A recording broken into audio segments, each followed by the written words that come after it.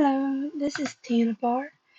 Um, this might be the last one I do for a bit, cause school starts back up again tomorrow, and I have all new classes, and I heard this one teacher that I'm gonna have is a little bit of a, she won't help you. She likes the boys better than the girls, and will apparently blame girls over what the boys are doing.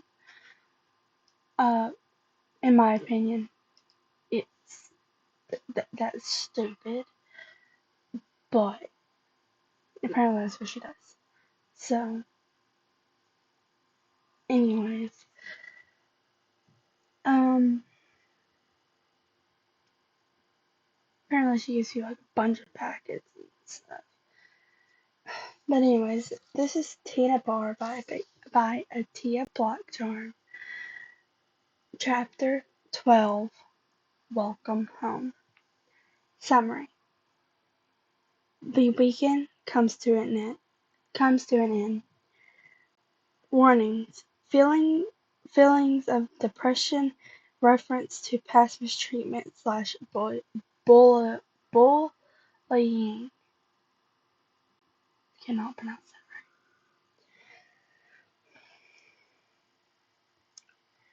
The next day of school, Izuku didn't bother to plaster on a smile when he walked into class. He didn't have enough energy for it.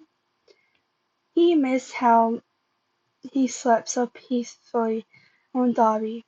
He didn't have nightmares when he slept on the flame user. But last night his dreams were painted red. Most of it came from red eyes looking down on him as he felt burns and a ringing in his ear. His vision would be blinded, and before he could catch his breath, there was yet another explosion.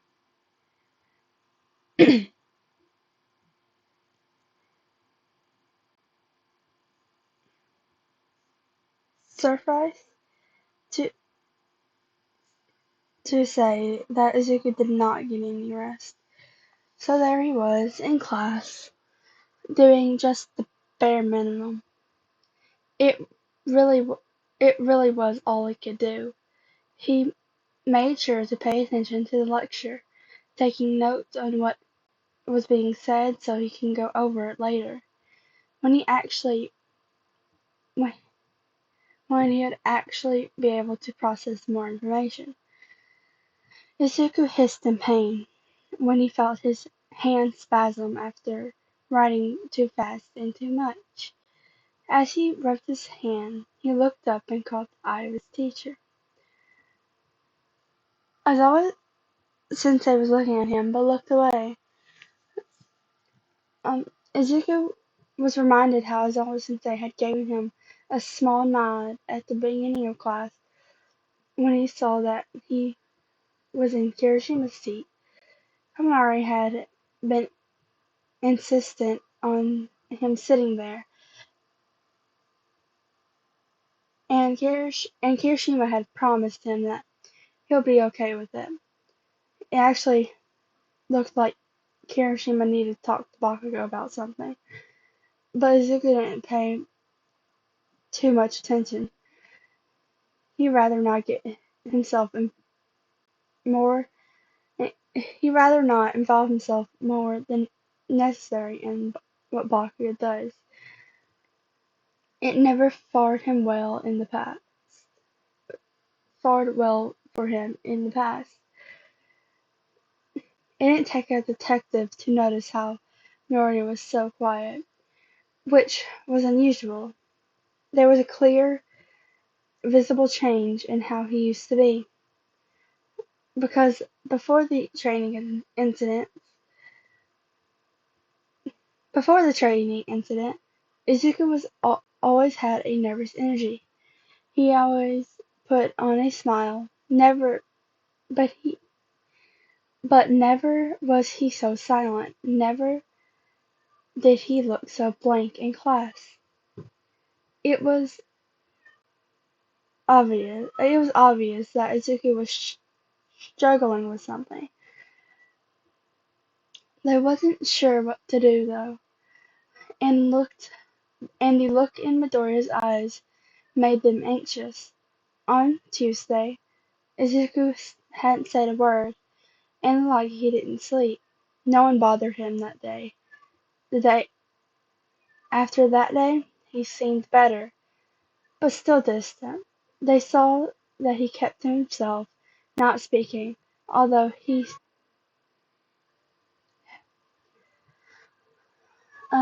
where was that? Although he did spend some time with those in class that were quieter, it seemed that he needed more silent comfort. And Tokiyami, Shoji, Dark Shadow, Koda, and O- Ojiro seemed to fit the bill. But while they were worried, Class 1A had to focus on preparing for the final exam on Monday. They were trying to study as much as they could before the weekend. Ori- um, Oyama, not Oyama, oh my god, wrong person entirely. Yora- Yorazu held few study groups a few study groups in the library. On one of the days, Sato joined along with Midoriya. Sato and Momo shared a smile when they heard Midoriya speak as he explained to them some of the topics they were going over in a soft voice. It was nice for them to hear his voice. He only spoke a little bit more, but only when he was explaining the material. Among his silence and demeanor, they noticed something else. That marble. Almost every day they seen him take it out of his pocket, play with it. When he took it out, there was a there was only a moment where they saw something in his eyes. Fondness. That's what Jiro had said it looked like when they were discussing it. Hey Midoriya, where did you get that marble? Sato asked during lunch. Midoriya was sitting with him on Wednesday. Yarazu and Aoyama, all of them were all of them enjoying a larger than normal amount of food. Sato and Yarazu, due to their quirks, while Aoyama simply had a infi- infinity affinity. Oh my god, hang on.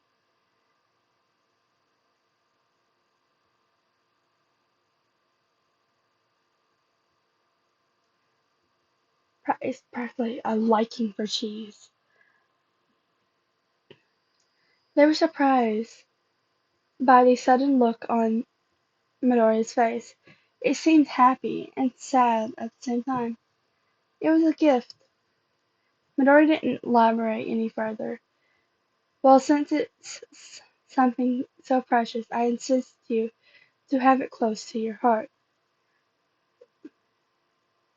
Oyama said with flourishness of his fork from across the table. You should make it into a necklace. Um,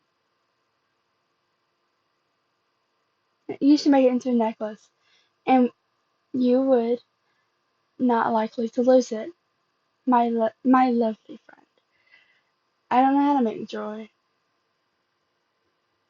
Midoriya said dumbly. Oriyama looked at him with amusement in his eyes. Have you forgotten who you're with? You have the ever so talented Maui and the goddess Momo. who was surely not bother to provide any necessary materials. Isn't that right, my love? Oh, Yorazu blushed at the compliment and nodded, but nodded, and Sato laughed. It sounds like a good idea, Midoriya. And don't do it if you don't want to, alright? I can, I can resign in our sparkly friend. It's okay, Sara. Sato, Midoriya said, brought a hand to his pocket. I think I would like to do that.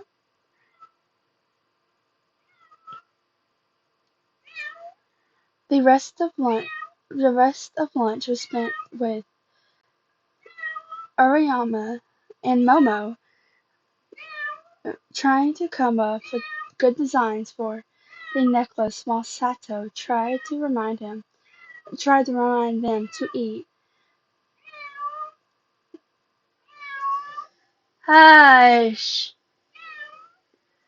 Crawl under the door. You do it a million times.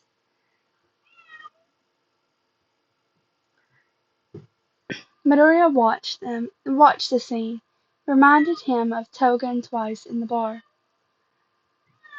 It was after school on Thursday when Oyama uh, Yarazu presented Midoriya with the necklace. Oyama took it upon themselves to secure the necklace around Midoriya's neck. You you simply look magnifique, Oyama said after kissing both of Midoriya's cheeks and looking at his creation. It was Friday when Shota Shota noticed Midoriya playing with something around his neck. It was a necklace. He saw it was in blue marble, and he seemed problem child messing around with it. He wondered what significance it had. The past week has been concerning, to say the least.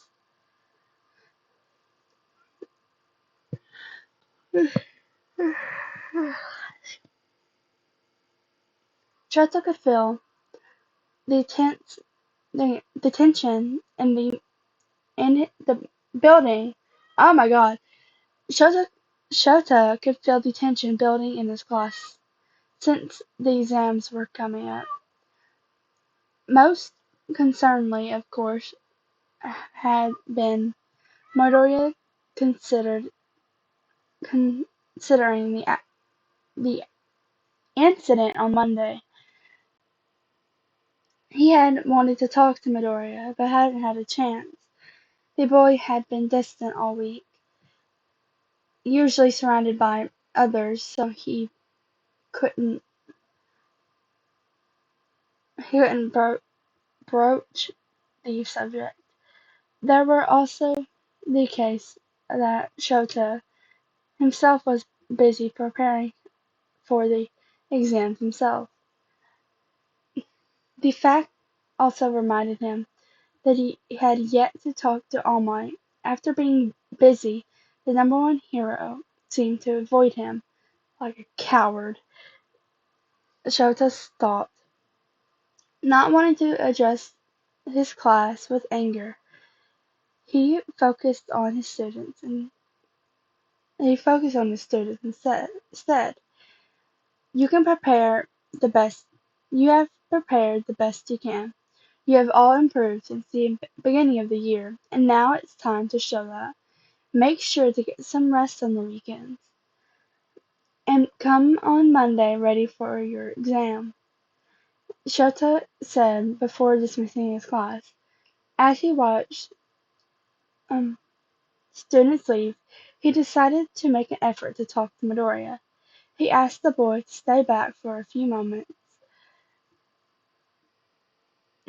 Shota eyed Hal. Midoriya tensed slightly at the request, but once Midoriya actually looked at him for a few moments, he relaxed. Shota wondered what that was about. Midoriya barely had time to stand in front of Shota's desk awkwardly before Shota asked his question. Midoriya can't now be later. The second of confusion he saw that Midoriya knew what he was talking about. The kid's shoulders sagged down. Yeah, I think it'll be alright, Midoriya said, now now wanting to keep Midoriya and now wanting to keep Midoriya in an enclosed space to relieve some of the tension that came from the from an important conversation in a classroom. So Shota suggests something. Let's take a walk. Oh, I thought I heard a cat purring. Sorry. Um, it was windy, and it wasn't too hot outside. Shota hoped that the change in scenery and the openness of the environment would help Midoriya feel less nervous. It wasn't until he was sure that no one was near that Shota spoke. In the infirmary on Monday, what were you going to say? Shota thought back how he had looked. He had seen the look.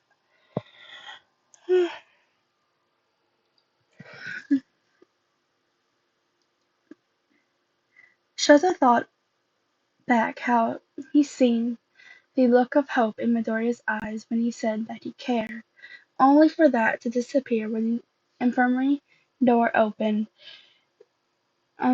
opened and his student had closed up, losing any progress he made. Shota hoped that Midoriya would still willingly to speak to him now. It was disheartening when Midoriya didn't respond. He sighed. Midoriya, like I said on Monday, I care and I will listen. He heard Midoriya take a deep breath before speaking. Aizawa sensei, there's a lot of stuff. And it and so much is hard to talk about. And I might not even be able to talk about. I don't think ever actually talk about it.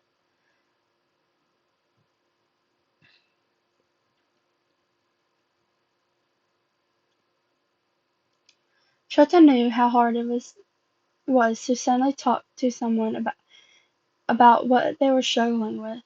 So he knew it wouldn't be easy for Midoriya to tell him everything. But he could start off, oh, but he can start off small. Then how about you tell me about Monday? Why were you feeling so bad? He heard these he heard a snort. Anxiety and bad memories. Why why does it sound like a question? I guess I'm a mysterious guy.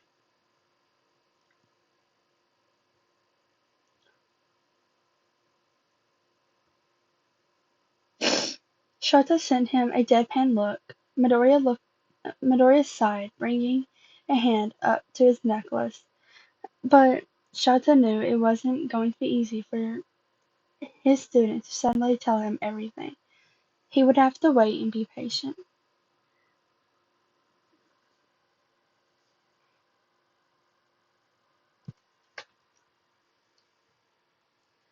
When Aizawa Sensei had asked Izuku to stay behind, Izuku had froze for a moment.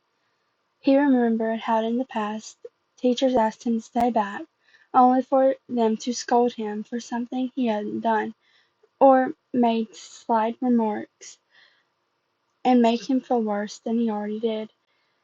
Also, he remembered how his classmates would like to wait for him afterwards. His teachers would never did anything to spite Izuku getting hurt right after leaving their classroom.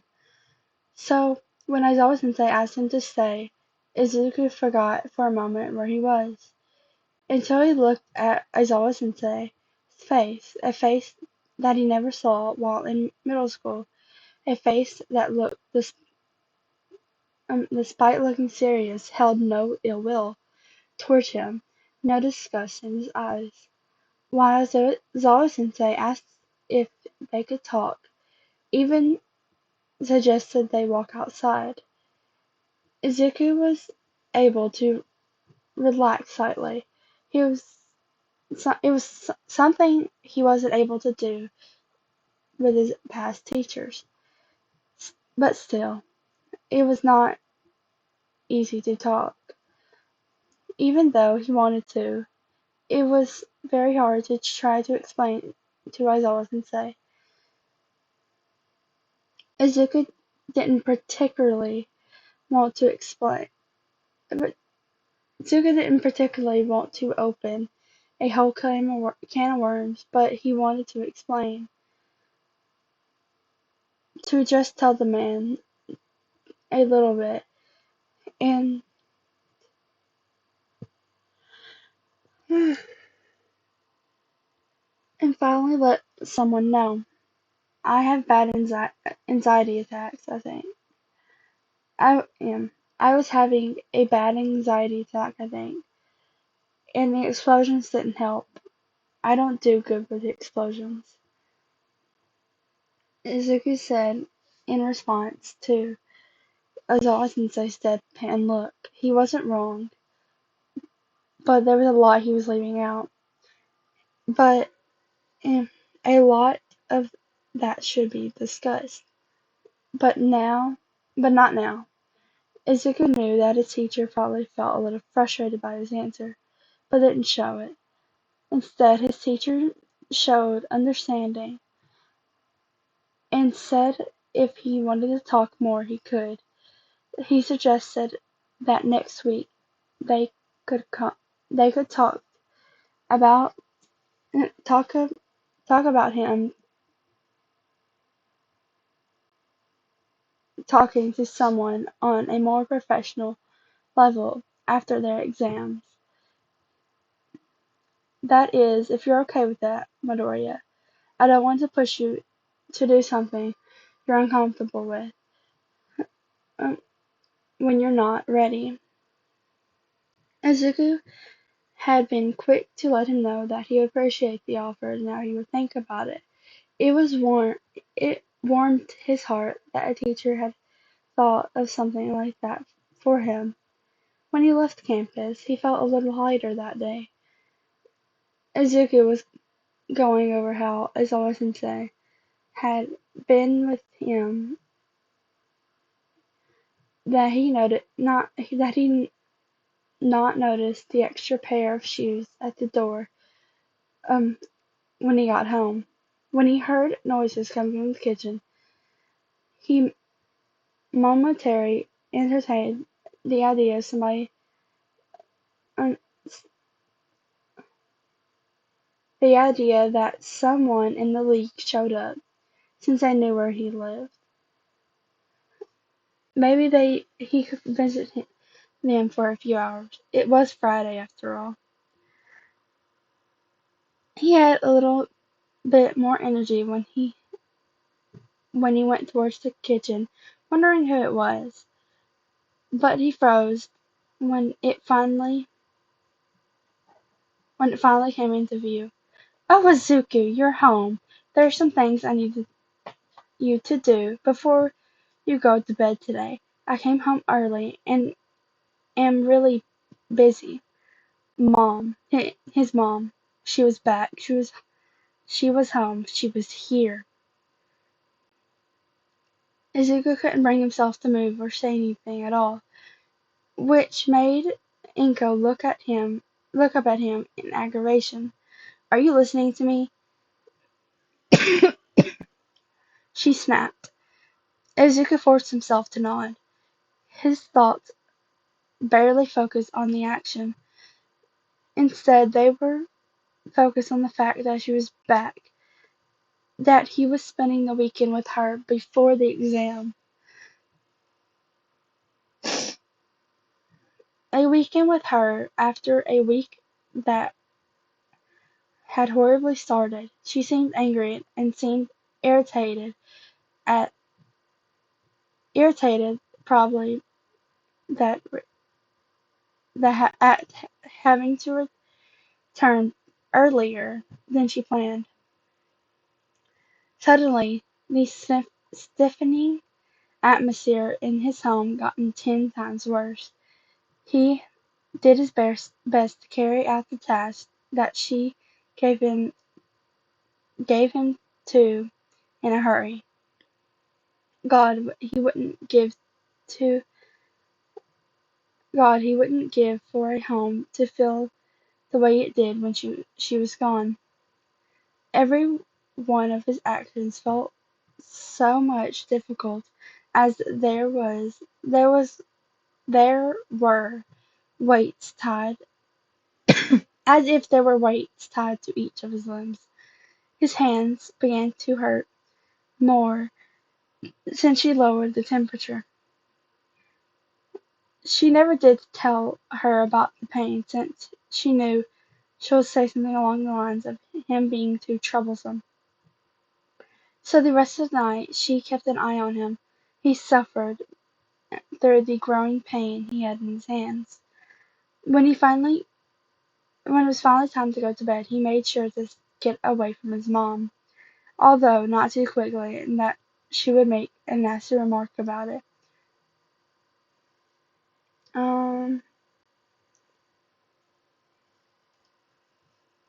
There was a little relief, though, when he entered his room. Izuku could get rid of the sensation of her eyes on him, picking at him, making notes of everything he was doing. When she looked at him like that, he felt like a bug if they were crawling all over him.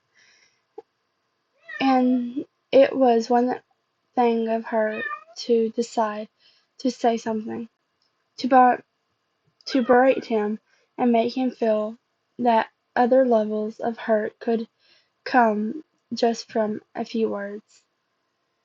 Even if she wasn't looking at him anymore and was in his room alone, he couldn't shake the feeling.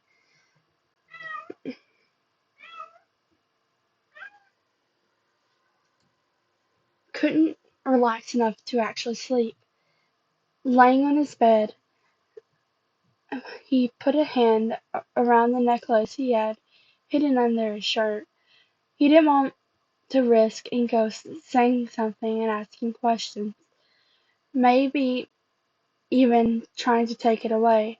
That the thought of that happening made him freeze. Please, not now, not when it was the one thing that making me feel better in this place that would never be home. He already had so many things of his taken from him throughout his life. His mother's love, his smile, being able to rest, an actual happy childhood, and semblance of mental stability. He didn't want something else taken away, not if he could help it. Alright, that is the last chapter of this fic, and I am really liking this. Sorry if I keep on stuttering and messing up so bad. I'm trying. I'm just so nervous about tomorrow because we get a whole new schedule and everything.